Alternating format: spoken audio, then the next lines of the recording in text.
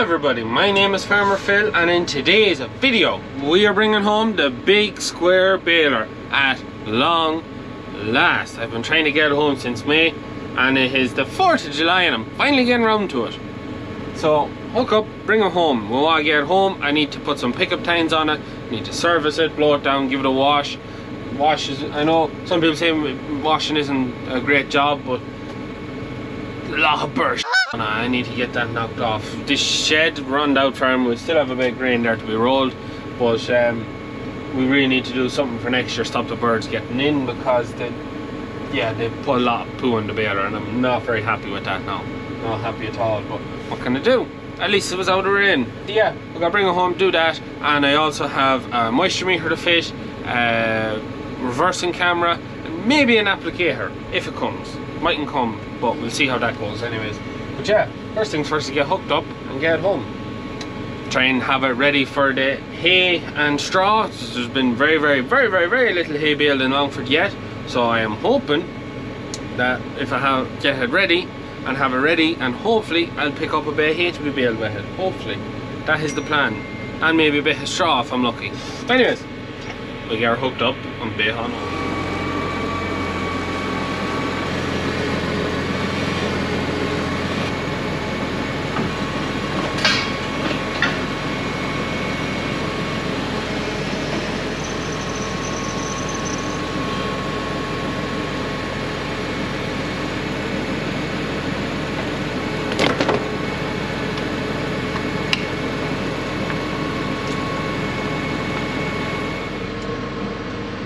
And now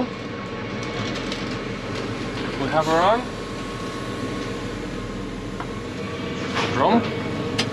We navigate our way out here without getting caught now, and we bait on home. Big square baler finally coming out of the shed.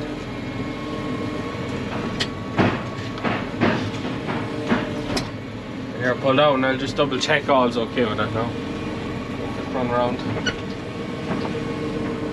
I hear something there, could be that me tail door. PTO shaft is in there in the pickup. She's all hooked up. Brake is on. Needs a good wash. Never got a wash before I went in. The bird poos you can see up there, not great. Everything seems fine. I think it was just this there. No, it wasn't. I was listening to. Up.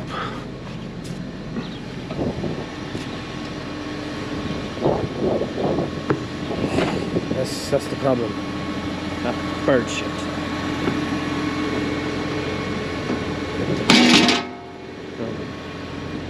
I think we're not too bad at that. Everything seems fine. It's like double, triple checking everything. No, I think I'm okay. So anyways, we'll be on home. So now we're in the farm and we're back in the shed, same shed we had her in last year. So we get her taken off, and yeah, I know you're probably saying, why you leave it here? You know, I'll bring you in the workshop and work on it. I'd love to bring it into the workshop, but as most of you probably know, there's a 1200 in the way. It's not going to be moved anytime soon. So I'll just furry in and out the bits I need. Hopefully not much, except for a grease gun and whatever I need to put on a few pickup bands. That's all I should need. She got a full clean bill of health last year with Frano from WBD in Dublin, and so yeah, there should be nothing other than service and then fit on these few bits I want to put onto it.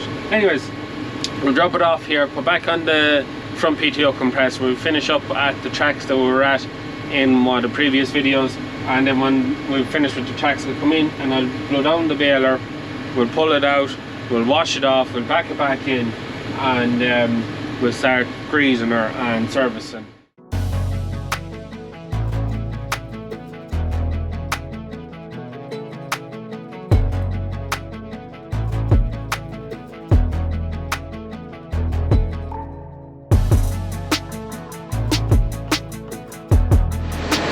So that's the baler blew down. So we did blow it down last year when the bike came up with their own compressor, and they blew it down in the field, but I've done another little bit. So we blew it down there now, you can see yourself. But like me, I was under pressure trying to keep control of that land. There's a lot of power. Anyways, that's her blew down. So now we're back on the tractor, pull it out of the shed, we give it a wash, back into the shed, and she's ready to start servicing. Yeah. It's grand to get rid of some of all that old dust and leave it a little bit nicer to work on. So, big square baler is on. We're ready to go wash it and go fitting stuff. And I have also entered hay mode. Yes. I have shaved both my head and my face. So yeah, I'm in aerodynamic maximum heat loss mode because it's fucking hot. It's overcast, but by jizz is it hot. So anyways, I find there's me stuff here. Some snow foam, and we go knock the dust and the bird, especially the bird poo. The dust isn't so bad, but the bird poo on top, need to get that off. That stuff will get rid of it without having a bull brush to it. So yeah, also blow out the rads and clean off the back end of the 99 while I had to. Leave all ready to go.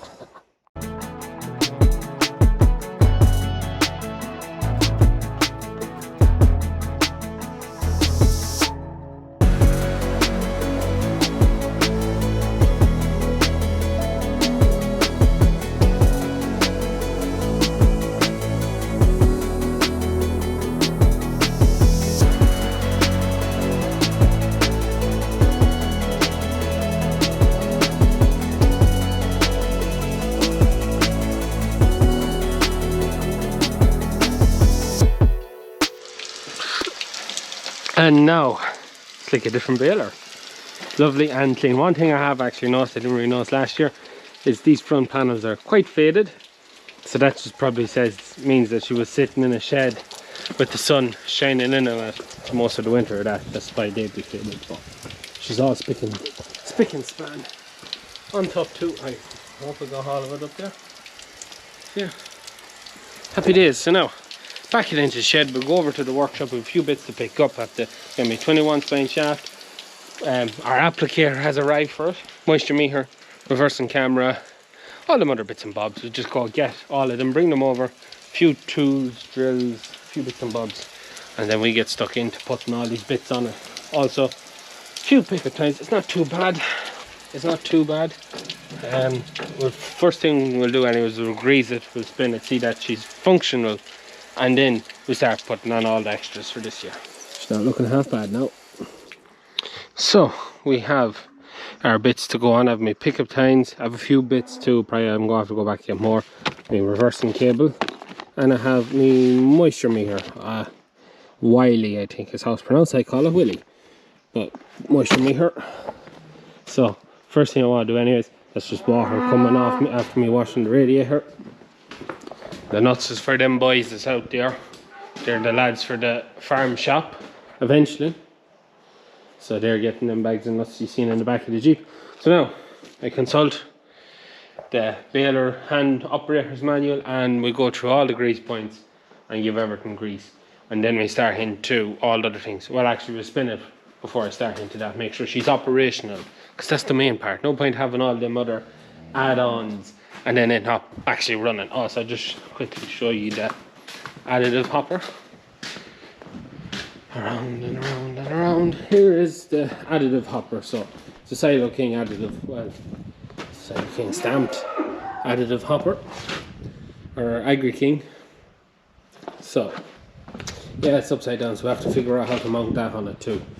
And then there's a splash plate there, which has to be figured out, get down and get in to the middle of the pickup. So yeah, just a bit of work on it. But anyways, open up all my panels and we get greasing.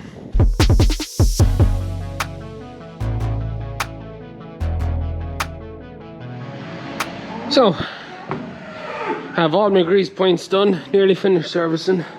Check the gearbox at the front. I have my reservoir for the blowers done. Have to lift the knockers now, give them a check. Oil the chains. Tap up this. Easier to do a lot of these jobs with two hands, so it is. I'll lift me 4 nutters. Trying to remember everything that was shown by Frano from WBD. He came up and serviced it last year. Probably get him up next year to run through it again. But if I remember rightly. No. So, place to keep your hands and a place not to put your hands doing this. Seems okay.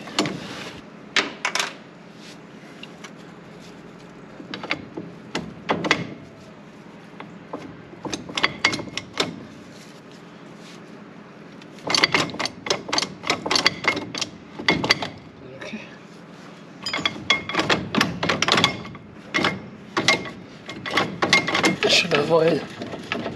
Yeah, oil is coming out there. That's good to see.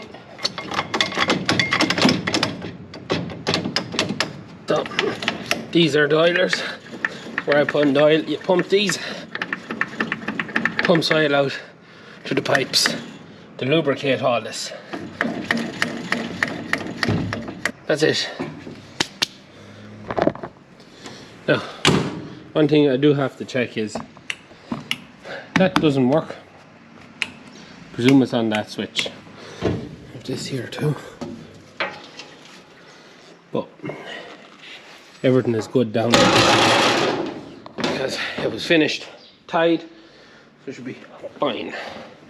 Fine and dandy. So now that concludes gearbox. Check the gearbox for oil and then change the shaft and spinner.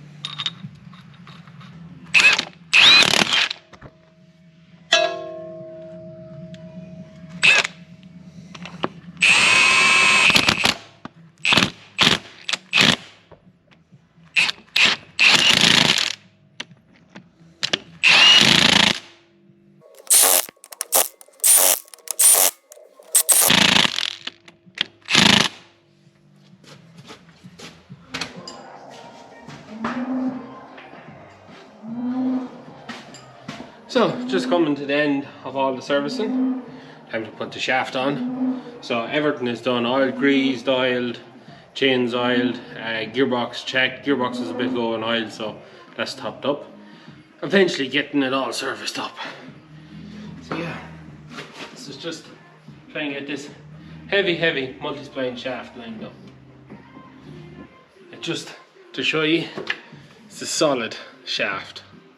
So yeah, it is heavy, and 21 spline shaft, I don't know.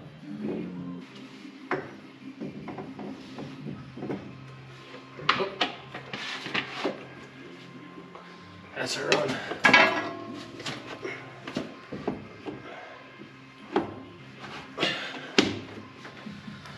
And that's her all hooked up now. So now we're ready for the inaugural run of the year. On the PTO, hope there's no bangs. So, handbrake's off. Everything is safe, all the tools are off. Yeah, start her up.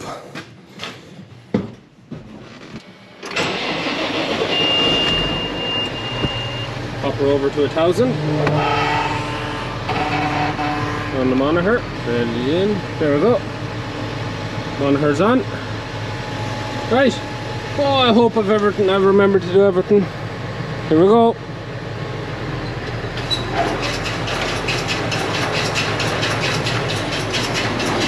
All sounds good.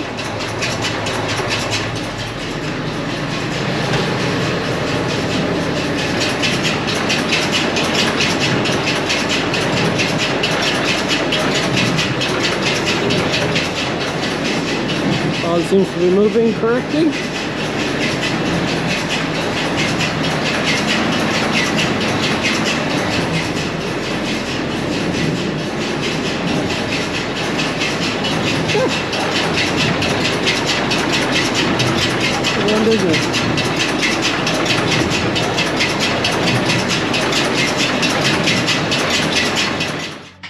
So that's the maiden voyage over. She has run, everything seems to be fine. I'll leave the panels open. So I think the next big thing for me, the pickup tines, I'm actually not too bad for pickup tines. Pickup tines, you could say, are optional at this stage. The applicator I would like to get on, but the big one is our moisture meter. Because once I know what the moisture is, this is a constant reader, so it's updating every 3 seconds. So I know exactly what's going through the baler, and then that way I know it's not guessing. That's a bit, get that one fitted. But just before I go any further, this video is sponsored by Cramp. I bought this on the Cramp website, and for those of you that don't know, Cramp are a massive online store. They have over 500,000 parts. Just, you think of it, it's nearly there. So a lot of you would know about our bolt selection that we have. We got them all off Cramp, and we're getting a lot of consumables, fuses, connections, grease, there's a heap of stuff in the workshop. All consumable stuff is what we call them. Just saves that run going to someone to go get them bits. We have them. And Cramp, when you deal with Cramp, you deal with a local dealer. So we're dealing with BVS parts in Athy, and they're our local Cramp supplier, so everything goes through them, so they look after our account. We're going to get this fitted to the baler, but if you want to learn more, you want to get set up with an account on Cramp, I leave some more information down below. But yeah, really, this is the big one for me. This and the applicator now. The reversing camera, I survived last year without it, so I'll survive this year if I don't have it, but just want to try and push on and get these things fitted. Also, our Trimble now has the camera adaptation. We actually have all our bits fitted to our Trimble now, so we have extra buttons and stuff. We'll show you in another video, but the camera cord is in it now, so now I can use the Trimble screen as a camera screen, which is quite handy. But anyways, we get this open, we figure out what we have to do, and we get it fitted. Daylight is kind of running out. I have the lights on in the shed, but they're worse than pathetic. So yeah, I'll stop walking around and figure this out. Get a knife out of the back, yeah. So this is all my bits and bobs here. I just want to show you something. So this is a template that you put on so you get your holes where you need them. So I was like, right, pick that up, and I was coming around here to see where would I go with it. And much to my luck and surprise, it's already bored with what looks like the exact holes I need. So to say I'm ecstatic would be an understatement. That just saves me a whole lot of, oh, am I putting in the right spot? Is that the right spot? You know. So happy out. It's just pop it on. Happy days. Jeez, that's gas. So it's just a matter of putting it on. It is quite, I have to admit, it is quite funny looking. So it's this flat place, which is just a nylon piece, and then it's these lock of bolts, washers, and them two big bolts are your electrodes from what I was reading in that, so they're what get the readings. But yeah, happy days. It's actually on it. And then figure out where we're going to put that. We'll have a lot of monitors in the cab when I'm finished, because there's also the monitor to go in for that as well. So yeah, anyways, happy days. Just, yeah, brilliant. Brilliant. So it is the next day, and it is a cracker outside. It's probably one of the first good hay days since we actually mowed our meadows for hay. So hopefully by this evening we'll get baling. Half an hour I should have this finished. Robert was here yesterday. He was fixing the John Deere baler. There's a bearing gone. He'll be back later on to get a new bearing in it, but he gave me a hand fitting on these. So the two big ones are my electrodes, and then two small ones are just holding them on. And great having them holes there, and it even has a yoke welded on the inside, like an extra bit of protector. So I have my camera mounted on top of the rail. There was mounting brackets or holes here where it was fitted before, but you only basically had a view of the last two rollers, whereas up there you kind of have the whole back end, which gives you a better view. Tech screwed it onto the handrail, so I have to tidy up my wires now. Put on a few cable ties, might help keep the birds off it, because the birds are a bloody nuisance. But a great view of that up there. Trying to fill my auto greaser isn't going so well. It didn't come with its own greaser. This is what I found in the shed. I have got some grease in it. There was a new cartridge in it, spring or whatever's gone, and I had some bone push in the grease, but I put in a bit overnight, so I'm going to leave that on that because there's a full cartridge on it. I'll show you what the camera sees. So that's what we can see in the camera. So it's quite a nice view. The only thing is, it is what's the right word of saying, flipped or inverted. I don't know if there's anything I can do about that. Makes it a little bit complicated for backing, I think. But yeah, other than that, it's great. It's a good view from up there. Lets me see everything that I need to see. So it's just a matter of tidying up wires, and then we're ready to go bale some big square bales of hay. Liv's gone to get cable ties because I forgot them, and I just have to get the wiring loom and my electrodes lined up for that. So we're going to get stuck into that, and we're nearly ready to go baling. So we're nearly there. All my wires are on, tidied. We're up here. Moisture meter's fitted on a bolt on that, so that works out quite handy because now I have 1, 2, 4 screens, 5, 6 screens in the cab. I still have one more to put in that belongs to the applicator, but the applicator is not going to go on today. So I need to get power into these here, but I do have a power cord here which we were using to power the fusion screen. So I just need to put 2 spade plugs in on this end, plug them in, and the moisture meter should be ready to go. And other than that, that's it. She's serviced, she's running, she's ready for some bales. So just go over to the workshop, get them bits, and yeah, we are about 5-10 minutes from being ready to go baling. And now that is everything done, bar the applicator. So we'll just go around and check to make sure everything looks, feels okay, nothing is left about. Close our panels. I'm not sure about leaving this on this while it's working. We don't know whether it'll push grease into it or not. It's just taking most of the night to put in it. Pine bales are all tied together, all of that is good. Hold the panel. That one's good this side. Yep.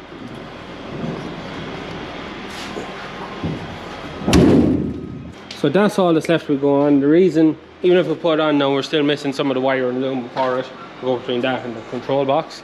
And we're thinking of putting it up on top of the box for the knotter blower. We can take off that top panel, we can put bolts in it, and we can bolt it on, and then leave the blower unit sitting over the edge, because it's very hard to figure out where else we put it once our pipe for our splash plate to go into the middle of the pickup is long enough. I have a bit of a crude job done on the light. I just went and traced the wire around, put the cable ties, but that's double jobbing. Because when I was asking people about last year when I put away, how do I keep the birds off it, a lot of people said cable ties. So that's double jobbing that there. Moisture meter is wired up, so I think I'm pretty safe there. Can't go any further than that. It comes out to that. I think I'm safe there. What's that rubbish? So tools here. I want to bring grease gun because you never know. I have pliers or vice grips, I mean, little socket set, and the bale and Bible, so I can know if I have any issues. That is my source of what did I do wrong. I needed these to wire up the thing, or the moisture meter, and that's some of our cramp stuff we got. Terminal connections. So in the cab then, have it wired up and it's running there.